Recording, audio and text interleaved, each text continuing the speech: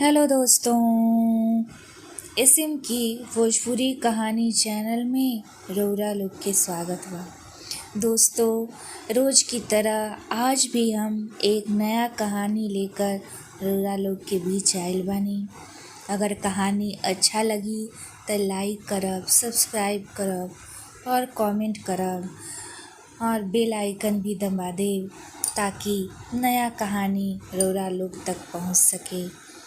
तो आई एक नया कहानी सुनावतानी जेकर शीर्षक बा नाव में भूत। रोहन के परिवार के मुंबई में बसल 10-12 साल हो गई रहे। ओकर गांव बिहार और बंगाल के सीमा पर बसा रहे। गांव में आवे वाला हर साल के बाढ़ रोहन के परिवार के मुंबई में बसे खातिर मजबूर कर देलस। ऐसे उनकर पिताजी मुंबई में ही शादी कर लेले रहन। ऐसे गांव वाला उनका के गांव से बेदखल कर देलन, जे वजह से रोहन के माई बाप परदेसी ही बन गईलन। रोहन और ओकर 3 भाई बहन के जन्म मुंबई में ही भई रहे। आपन दादा दादी से मिले रोहन आपन बाबूजी के साथ 2-3 बार गांव गई रहन। रोहन के गांव में ओकर दादा दादी और चाचा चाची रहत रहन जा। स्टेशन से एक बस लेके जाए पड़त रहे, फिर ओजा से एक नदी पार करके ही ओकर गांव रहे। रोहन के उम्र 13 वर्ष के रहे और 2 छोटा भाई जेकर उम्र 10 और 7 वर्ष रहे। रोहन की एक छोट बहिन रही जेकर उम्र 4 वर्ष रहे। सरकारी स्कूल में तीनों भाई के पढ़ाई चलत रहे।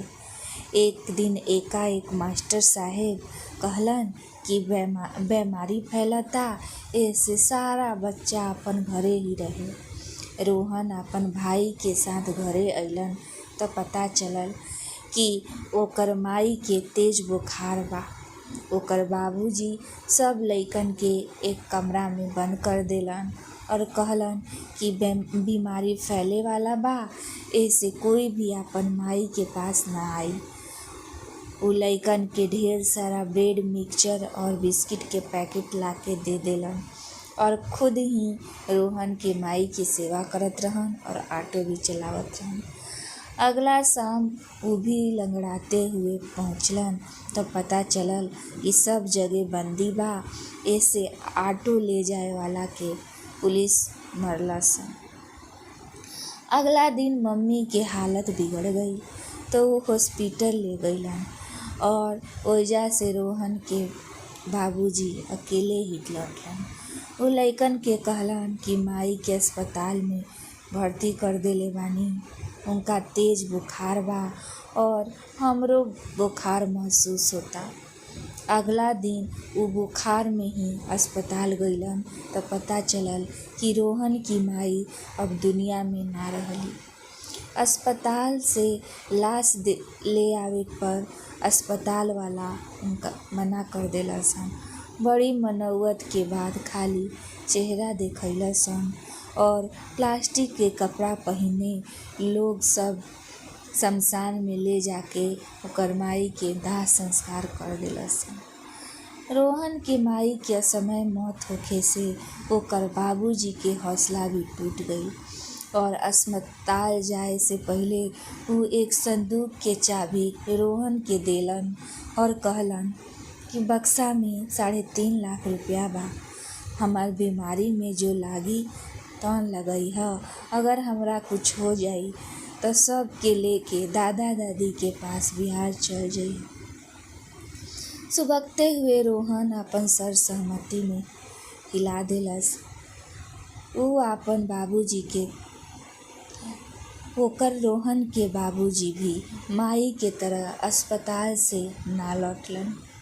कुछ दिन के बाद पता चलल कि कोरोना उनको के भी ले लेलस। माँ बाप के साया एकदम से उठ जाए के बाद रोहन तो बिल्कुल अकेला ही पड़ गई। मगर छोटा भाई बहिन के खातिर ऊ अपना आप के संभलस। संदूक से पैसा निकाल के 4 महीना तक जैसे तैसे घर चलैलस। छोटा भाई के बहलावे फुसलावे में भी बहुत पैसा खर्चा हो गई। वो बड़ी मुश्किल से बाबूजी के मित्र बबलू चाचा से आपन नया ऑटो के 1.25 लाख में बेच देलस। कुल मिलाकर ओकरा पास अब 4 लाख रुपया हो गई रहे। ऊ रुपया के लेके गांव चलल। कुछ रुपया खिलौना में भर के त कुछ किताब में और कुछ थैली में छिपा के आपन गांव खातिर ट्रेन से निकलल। पहली बार टिकट कटावे में ओकर त पसीना ही छूट गई। ऊ त भला हो पुलिस वाला के कि टिकट करवावे के समय ओकर जेब कटे से बच गई। बड़ी मुश्किल से ट्रेन में जगह मिलल और ऊ आपन सीट पर भाई बहिन के साथे बैठल। तीनों भाई अपन कंधा पर वजन डाल के बड़ी मुश्किल से स्टेशन तक अइलसन। दुनो छोटा त ट्रेन में आते ही सो गइलसन। सामान और पैसा के सुरक्षित रहे खातिर रोहन त सुत ना पाइल। ऊ बिस्कुट और ढेर सारा पानी के बोतल ले रहे। ट्रेन के अन्य यात्री सब ओकरा के विचित्र निगाह से देखत रहन। रोहन के पूछे पर कि तू केकरा साथे जाताड़ा, ऊ ऊपर वाला बर्थ की ओर इशारा कर देत रहे और कहत रहे कि पापा के साथ। पापा के तबीयत ठीक नइखे एहसे ऊ ऊपर सुतल बाड़न। एतना कह के ऊ जोर जोर से खांसे लागत रहे। सब यात्री लोग डर के मारे दूर हो जात रहन। सफर के दूसरा दिन रहे। रात के अनाउंस भइल कि स्टेशन आवे वाला बा। ऊ आपन भाई के जगइलस और सामान के व्यवस्थित कइलस। जल्दी जल्दी सामान उतरलस, लेकिन सामान उतारे के चक्कर में बहिन के ट्रेन में ही भूल गई। जब ट्रेन चले खातिर सीटी बजैलस त ऊ पागल की तरह दौड़लस और ट्रेन में गइल और आपन बहिन के लेके बाहर निकलल। ओकर नीचे उतरते ही ट्रेन चल पड़ल। ऊ दुनो भाई के मदद से सारा सामान स्टेशन से बाहर निकललस। बाहर त बहुत ज्यादा अंधेरा रहे। ओइजा से नदी लगभग 1 किलोमीटर दूर रहे। भाई डेरात रहसन, लेकिन कैसहू रोहन ओकरा के बहलैलस फुसलैलस और डर के भगैलस और पास में पड़ल कुछ पेड़ के डाली के आपस में बांध के ओह पर सारा सामान रख देलस और दोनों भाई के सामान ना गिरे ई देखे के बहिन के पीठ में गमछा से बांध के पेड़ के डाली खींचे लागल।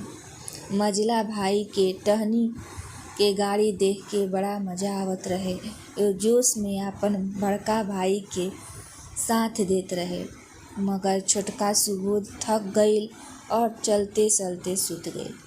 नदी के किनारा दिखल त रोहन के उत्साह बढ़ल त ऊ दौड़े लगैलस। दुनो भाई पीछे पीछे भी दौड़ लगैलसन। एकाएक दौड़ से छोटकी के भी नींद टूट गईल और ऊ भी उत्साह में दौड़ के रोहन के पास गईल। नदी के किनारा आ गई रहे त रोहन के टहनी हल्का मालूम पड़ल।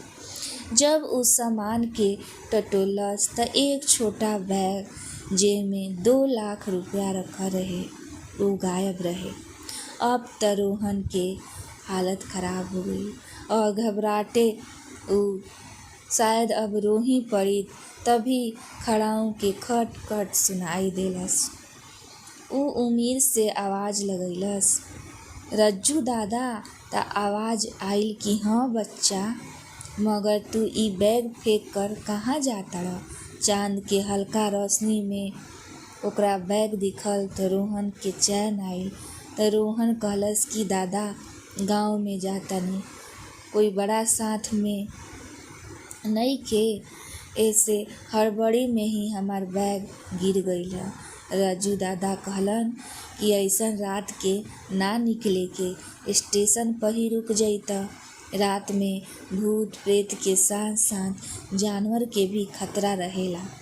ऊपर से नदी में पानी बहुत ज्यादा बा, एसे नाव पलटे के भी खतरा हो सकता। रोहन कहलन कि माई बाबू अब दुनिया में ना रहल। अगर हम भी घबरा जाइब, हम भी डेरा जाइब त काम कइसे चली।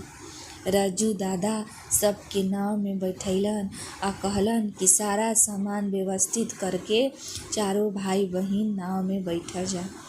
रज्जू दादा नाव चलावे लगलन। थोड़ा दूर में ही रोहन नदी के दूसरा ओर पहुंच गईल।